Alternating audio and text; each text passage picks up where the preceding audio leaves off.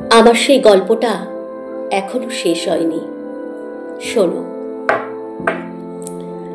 পাহাড়টা আগেই বলেছি ভালোবেসেছিল মেঘকে, আর মেঘ কিভাবে শুকনো খটখটে পাহাড়টাকে বানিয়ে তুলেছিল ২৬ বছরের ছোকরা, সে তো আগেই শুনেছ।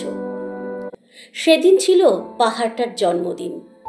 পাহাড় মেঘকে বললে, আজ তুমি লাল শাড়ি পরে আসবে।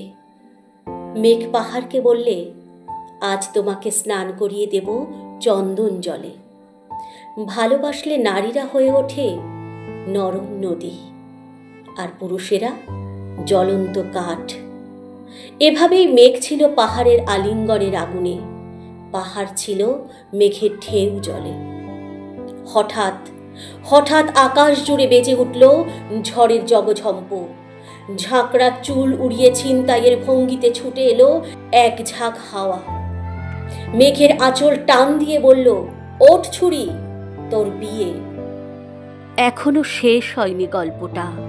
বজ্রের সঙ্গে মেঘের বিয়েটা হয়ে গেল ঠিকই, কিন্তু পাহাড়কে সে কোনো দিনই ভুলতে পারল না।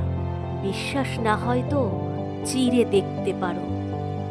পাহাড়টার হাড় পাঁজর ভিতরে থই থই করছে শত ঝর্ণার জল।